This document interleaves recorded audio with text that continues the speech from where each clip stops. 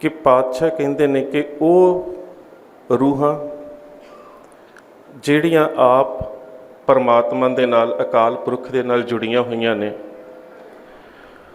ਉਹਨਾਂ ਦੇ ਮਿਲਾਪ ਦੇ ਨਾਲ परमात्मा ਨੂੰ ਮਿਲਿਆ ਜਾ ਸਕਦਾ। संत जना मिल पाइए। और वो ਜਿਹੜੀਆਂ रूहां ਹੁੰਦੀਆਂ ਨੇ जिन्हां दे बारे संत जन शब्द वरत्या गया है, उन्हां दा असल मकसद है वसल, मिलाप, जिस दा जिक्र भाई नंद लाल जी ने गंजनामा दे विच कीता है। साहिब श्री गुरु गोबिंद सिंह महाराज की शख्सियत नूं बयान करदे हैं। वो कहंदे ने वास लो मासूल गुरु गोबिंद सिंह, मुकबलो मकबूल गुरु गोबिंद सिंह। हुण तां इन्ना ज़्यादा शब्द प्रचलित नहीं रह गया। पहलां शहर दे विच दाखल होण तो पहलां चुंगी दे उपर जिहड़ा टैक्स अदा किया जाता सी उसनूं महसूल कहा जाता सी। पहुँच दी रसीद, वास लो महसूल। कि गुरु गोबिंद सिंह महाराज उस शख्सियत ने जिहड़े आप पहुँचे हुए ने, मिले हुए ने ते बाकियां नूं मिलाउण दी समर्था रखते ने।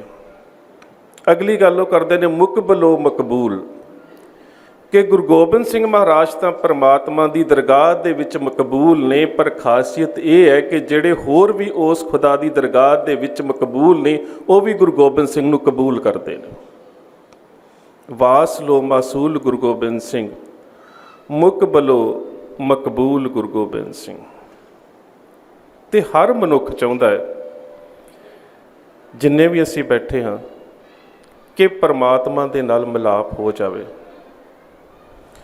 रूहानी मंडल के आनंद नूं माणिया जा सके। हर मनुख ये चाहुंदा है। ते गुरु पातशाह कहंदे ने संत जना मिल पाइए। वो कैसे लोग? वो लोग अज वर्गे नहीं। संत दा कदी समाज नहीं हुंदा। अज दा संत तां समाज बना के बैठ गया। वो समाज नूं सेध देण वास्ते हुंदा है,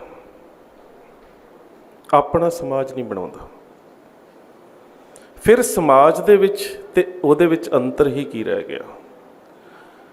और जिहड़े पहुँचे हुए ने उन्हां दे बारे एक बड़ा प्यारा जिक्र शेख सादी ने कीता। उसका एक शेर है, तैं बरायो वसल करदम आमदी, नह बरायो फसल करदम आमदी। फारसी भाषा के दो शब्द ने, वसल और फसल। फसल का अर्थ है कटना। कणक की फसल होवे, झोने की फसल होवे, जदों कटाई के वास्ते तैयार हुंदी असीं कहने फसल पक्की हुई है, कट्टी जा सकती है। फसल का अर्थ ही है कटना फारसी दे विच, ते वसल का अर्थ है जोड़ना। इस दे पिछे जिहड़ी उथानका है वो बड़ी अहम है और उसनूं समझना बहुत जरूरी है कि परमात्मा दे नाल किसी भी लिबास दे विच, किसी भी भेस दे विच, किसी भी पहरावे दे विच, किसी भी आर्थिक पद्धर दे उपर कोई भी जुड़िया हो सकता है। उहदा कोई बाहरी निशानी जां बाहरी विखावा नहीं है कि आ पहरावा पाया जां आ उस दे बाहरी पहरावे दे लक्षण ने ते उही परमात्मा दे नाल जुड़िया है। कोई भी जुड़िया हो सकता। हाँ, इन्ना जरूर है कि हर धर्म की एक मर्यादा है, एक नियम है। जिस तरह सिख धर्म दे विच जुड़न दे वास्ते जां फिर इस रूहानी मंडल दे विच दाखले दे वास्ते खंडे बाटे की पाहो लैनी पैंदी है, जिहड़ा गुरुदेव पातशाह ने सानू हुक्म दिता है। शेख सादी कहंदा कि एक पहाड़ी दे उपर एक गरीब आजड़ी बकरियां चारन वाला रहा करता सी। बिल्कुल इकल्ला सी, ना कोई परिवार, ना कोई रिश्तेदार, ना कोई कुटुंब, ना कोई कबीला, ना माँ ना बाप, बिल्कुल इकल्ला। जिंदगी का मकसद किन्ना है? अपनियां बकरियां दा भेडां दा दुध चोना, वेच देना ते रोटी खा लेनी। बस जिंदगी का मकसद इन्ना है कि कुछ काम कर लिया, कुछ कमा लिया, कुछ खा लिया ते सौ लिया। ਬਹੁਤਾਤ ਲੋਕਾਂ ਦਾ ਸਾਡਾ ਮਕਸਦ ਇੱਥੋਂ ਤੱਕ ਹੀ ਸੀਮਤ ਹੁੰਦਾ ਹੈ। ਜ਼ਿਆਦਾਤਰ ਸਾਡਾ ਇੱਥੋਂ ਤੱਕ ਸੀਮਤ ਹੁੰਦਾ ਹੈ, ਕਮਾ ਲਿਆ, ਖਾ ਲਿਆ ਤੇ ਸੌਂ ਲਿਆ, ਇਸ ਤੋਂ ਵੱਧ ਨਹੀਂ ਹੁੰਦਾ। ਇੱਕ ਦਿਨ ਉਸਦੇ ਮਨ ਦੇ ਵਿੱਚ ਇੱਕ ਇੱਛਾ ਜਾਗਦੀ ਹੈ, ਕਿਉਂ ਨਾ ਵੇਖ ਕੇ ਆਵਾਂ ਸ਼ਹਿਰ ਦੇ ਲੋਕ ਕਿਵੇਂ ਵੱਸਦੇ ਨੇ, ਸ਼ਹਿਰ ਦੇ ਵਿੱਚ ਕੀ ਹੁੰਦਾ ਹੈ। ਉਹ ਸ਼ਹਿਰ ਆ ਗਿਆ। ਕੁਦਰਤਨ ਜਦੋਂ ਸ਼ਹਿਰ ਦੇ ਵਿੱਚ ਦਾਖਲ ਹੋਣ ਲੱਗਾ ਤੇ ਜਿਸ ਜਗ੍ਹਾ ਤੋਂ ਸ਼ਹਿਰ ਦੇ ਵਿੱਚ ਦਾਖਲ ਹੋ ਰਿਹਾ ਸੀ ਉੱਥੇ ਕੋਈ ਧਾਰਮਿਕ ਅਸਥਾਨ ਸੀ ਤੇ ਉਸ ਧਾਰਮਿਕ ਅਸਥਾਨ ਦੇ ਵਿੱਚ ਵਾਇਜ਼ ਜਿਹੜਾ ਧਰਮ ਦੀ ਸਿੱਖਿਆ ਦੇਣ ਵਾਲਾ ਸੀ ਉਹ ਪੜ੍ਹਾ ਰਿਹਾ ਹੈ ਕਿ ਖੁਦਾ ਲਾ ਮਕਾਮ ਹੈ, ਪਰਮਾਤਮਾ ਦਾ ਕੋਈ ਮਕਾਨ ਨਹੀਂ, ਲਾ ਮਕਾਮ ਹੈ, ਪਰਮਾਤਮਾ ਕਿਸੇ ਜਗ੍ਹਾ ਤੇ ਨਹੀਂ। ਔਰ ਇਹ ਹੈ ਵੀ ਸੱਚ, ਕਿਉਂਕਿ ਜਿਹੜਾ ਸਾਰੀਆਂ ਜਗ੍ਹਾ ਦੇ ਉੱਪਰ ਹੈ ਉਹ ਕਿਸੇ ਇੱਕ ਜਗ੍ਹਾ ਤੇ ਨਹੀਂ ਹੈ। ਅਸੀਂ ਪੜ੍ਹਦੇ ਹਾਂ ਪਾਵਨ ਬਾਣੀ ਦੇ ਵਿੱਚ, ਸਭੇ ਘਟ ਰਾਮ ਬੋਲੇ। ਜਿਹੜਾ ਹਰ ਥਾਂ ਤੇ ਹੈ ਉਹ ਕਿਸੇ ਇੱਕ ਜਗ੍ਹਾ ਤੇ ਨਹੀਂ ਹੈਗਾ, ਜਿਹੜਾ ਕਿਸੇ ਇੱਕ ਜਗ੍ਹਾ ਤੇ ਨਹੀਂ ਹੈ ਉਹ ਹਰ ਜਗ੍ਹਾ ਦੇ ਉੱਪਰ ਹੈ। ਸਭੇ ਘਟ ਰਾਮ ਬੋਲੇ।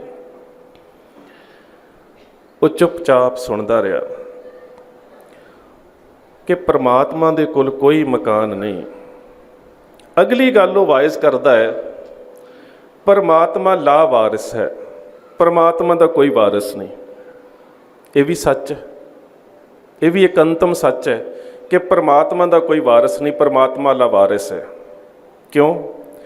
ਕਿਉਂਕਿ ਜਿਹੜਾ ਸਾਡੇ ਸਾਰਿਆਂ ਦਾ ਮਾਂ-ਬਾਪ ਹੈ ਨਾ, ਤੂੰ ਮੇਰਾ ਪਿਤਾ, ਤੂੰ ਹੈ ਮੇਰਾ ਮਾਤਾ, ਤੂੰ ਮੇਰਾ ਬੰਧਪ, ਤੂੰ ਮੇਰਾ ਭਰਾਤਾ, ਜਿਹੜਾ ਸਾਡਾ ਸਾਰਿਆਂ ਦਾ ਮਾਂ-ਬਾਪ ਹੈ ਨਿਰਾਕਾਰ ਪਰਮਾਤਮਾ, ਉਹ ਕਿਸੇ ਮਾਂ-ਬਾਪ ਦੀ ਕੁੱਖ 'ਚੋਂ ਪੈਦਾ ਨਹੀਂ ਹੋਇਆ, ਉਹ ਅਜੂਨੀ ਸਹਿਬਾਂਗ ਹੈ, ਲਾਵਾਰਿਸ, ਕੋਈ ਵਾਰਿਸ ਨਹੀਂ ਉਸਦਾ।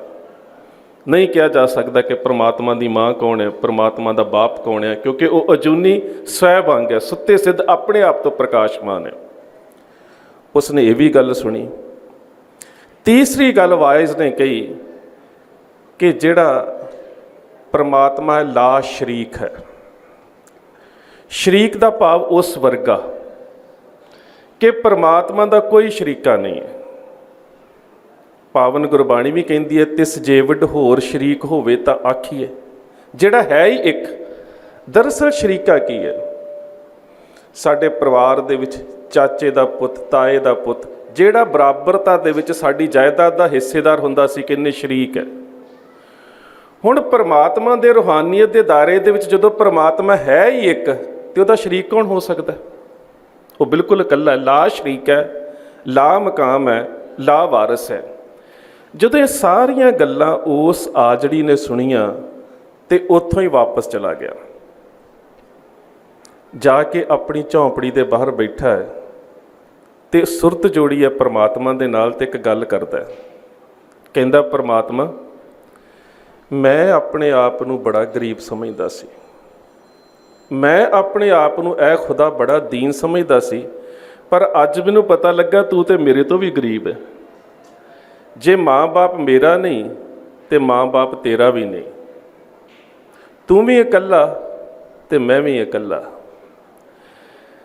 ਜੇ ਸ਼ਰੀਕਾ, ਬਰਾਦਰੀ, ਕੁਟੁੰਬ, ਕਬੀਲਾ, ਕੋਈ ਚਾਚਾ, ਤਾਇਆ, ਭੈਣ, ਭਰਾ ਮੇਰਾ ਨਹੀਂ ਤੇ ਤੇਰਾ ਵੀ ਨਹੀਂ, ਤੂੰ ਵੀ ਮੇਰੇ ਵਰਗਾ ਹੈ, ਪਰ ਮੈਂ ਤੇਰੇ ਤੋਂ ਥੋੜ੍ਹਾ ਜਿਹਾ ਅਮੀਰ ਹਾਂ।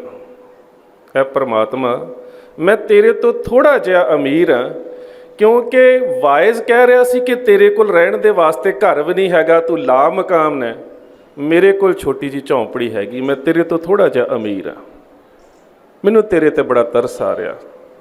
ਮੈਂ ਤਾਂ ਸਮਝਦਾ ਸੀ ਤੂੰ ਬਹੁਤ ਵੱਡਾ ਹੈ, ਪਰ ਅੱਜ ਵਾਇਜ਼ ਦੇ ਕੋਲੋਂ ਸੁਣਿਆ ਕਿ ਤੂੰ ਵੀ ਮੇਰੇ ਵਰਗਾ ਲਵਾਰਸ, ਯਤੀਮ, ਲਾ ਮਕਾਨ, ਸਭ ਕੁਛ ਹੈ, ਪਰ ਮੈਂ ਤੈਨੂੰ ਪਿਆਰ ਕਰਦਾ। ਮੈਨੂੰ ਪਤਾ ਹੈ ਕਿ ਯਤੀਮੀ ਦਾ ਦੁੱਖ ਕੀ ਹੁੰਦਾ ਹੈ, ਮੈਨੂੰ ਪਤਾ ਲਵਾਰਸ ਹੋਣ ਦਾ ਦੁੱਖ ਕੀ ਹੁੰਦਾ ਹੈ, ਮੈਨੂੰ ਪਤਾ ਗਰੀਬੀ ਦਾ ਦੁੱਖ ਕੀ ਹੁੰਦਾ ਹੈ, ਮੈਨੂੰ ਪਤਾ ਹੈ ਕਿ ਮਕਾਨ ਤੋਂ ਬਾਹਰ ਰਹਿਣਾ ਕਿੰਨਾ ਔਖਾ ਹੈ। ਐ ਪਰਮਾਤਮਾ, ਤੂੰ ਮੇਰੇ ਕੋਲ ਆ ਜਾ, ਮੈਂ ਤੈਨੂੰ ਆਪਣੇ ਮਕਾਨ ਦੇ ਵਿੱਚ ਰੱਖਾਂਗਾ, ਮੈਂ ਤੈਨੂੰ ਆਪਣੀਆਂ ਭੇਡਾਂ ਦਾ ਦੁੱਧ ਵੀ ਪਿਆਵਾਂਗਾ, ਮੈਂ ਤੇਰੇ ਕੱਪੜੇ ਵੀ ਧੋ ਕੇ ਦੇਵਾਂਗਾ, ਮੈਂ ਤੈਨੂੰ ਇਸ਼ਨਾਨ ਵੀ ਕਰਾਵਾਂਗਾ, ਮੈਨੂੰ ਪਤਾ ਹੈ ਕਿ ਮਾਂ-ਬਾਪ ਨਾ ਹੋਵੇ ਤੇ ਕੋਈ ਨਿਭਾਉਂਦਾ ਵੀ ਨਹੀਂ, ਤੂੰ ਬੜਾ ਗੰਦਾ ਹੋ ਗਿਆ, ਮੈਂ ਸਾਰੀ ਤੇਰੀ ਸੇਵਾ ਕਰਾਂਗਾ। ਉਹ ਚੁੱਪਚਾਪ ਇਹ ਗੱਲਾਂ ਕਰ ਰਹੇ ਸੀ ਤੇ ਹਜ਼ਰਤ ਮੂਸਾ ਕੋਲ ਦੀ ਲੰਘ ਰਹੇ ਸੀ, ਖਲੋ ਗਏ। ਜਦੋਂ ਉਹਨਾਂ ਨੇ ਇਹ ਗੱਲਾਂ ਸੁਣੀਆਂ ਨਾ, ਤੇ ਕਈ ਵਾਰੀ ਮਨੁੱਖ ਨੂੰ ਆਪਣੀ ਕੀਤੀ ਬੰਦਗੀ ਦਾ ਅਹੰਕਾਰ ਵੀ ਹੁੰਦਾ ਹੈ। ਉਸਨੇ ਸੋਚਿਆ ਕਿ ਮੈਂ ਇੰਨੀ ਬੰਦਗੀ ਕਰਦਾ ਹਾਂ, ਪਰਮਾਤਮਾ ਨੂੰ ਤੂੰ ਕਹਿ ਕੇ ਐਵੇਂ ਦੀਆਂ ਗੱਲਾਂ 'ਚ ਕਦੀ ਮੈਂ ਸੰਬੋਧਿਤ ਨਹੀਂ ਹੁੰਦਾ। ਇਹ ਗਰੀਬੜਾ ਜਿਹਾ ਪਾਟੇ ਕੱਪੜੇ ਪਾਏ ਤੇ ਪਰਮਾਤਮਾ ਨੂੰ ਕਹਿ ਰਿਹਾ ਕਿ ਤੂੰ ਮੇਰੇ ਤੋਂ ਗਰੀਬ ਹੈ, ਮੈਂ ਤੇਰੇ ਤੋਂ ਅਮੀਰ ਹਾਂ। ਉਹਨੇ ਥੱਪੜ ਮਾਰ ਦਿੱਤਾ। ਕਹਿੰਦਾ ਆਪਣੀ ਔਕਾਤ ਵੇਖੀ ਹੈ, ਖੁਦਾ ਤੇਰੇ ਘਰ ਦੇ ਵਿੱਚ ਆਵੇਗਾ, ਖੁਦਾ ਤੈਨੂੰ ਮਿਲੇਗਾ, ਤੂੰ ਉਹਦੀ ਸੇਵਾ ਕਰੇਗਾ। ਇਹ ਕਹਿ ਕੇ ਮੂਸਾ ਚਲੇ ਗਏ ਆਪਣੀ ਪਹਾੜੀ ਦੇ ਉੱਪਰ, ਗਾਰੇ ਹਿਰਾ ਜਾਂ ਕੋਹਤੂਰ ਵਾਲੇ ਪਾਸੇ ਜਾ ਕੇ। ਜਦੋਂ ਬੰਦਗੀ ਦੇ ਵਿੱਚ ਬੈਠੇ ਤਾਂ ਅੱਜ ਮਨ ਨਹੀਂ ਲੱਗ ਰਿਹਾ। ਬੜਾ ਚਿਰ ਸੋਚਦਾ ਰਿਹਾ ਕਿ ਮਨ ਕਿਉਂ ਨਹੀਂ ਲੱਗ ਰਿਹਾ। ਅਖੀਰ ਫਿਰ ਕੋ ਖੁਦਾਈ ਆਵਾਜ਼ ਆਉਂਦੀ ਹੈ, ਐ ਮੂਸਾ ਤੈਂ ਬਰਾਇਓ ਵਸਲ ਕਰਦਮ ਆਮਦੀ। ਐ ਮੂਸਾ ਮੈਂ ਤੇ ਤੈਨੂੰ ਟੁੱਟਿਆ ਹੋਇਆਂ ਨੂੰ ਜੋੜਨ ਦੇ ਵਾਸਤੇ ਭੇਜਿਆ ਸੀ। ਨਹਿ ਬਰਾਇਓ ਫਸਲ ਕਰਦਮ ਆਮਦੀ।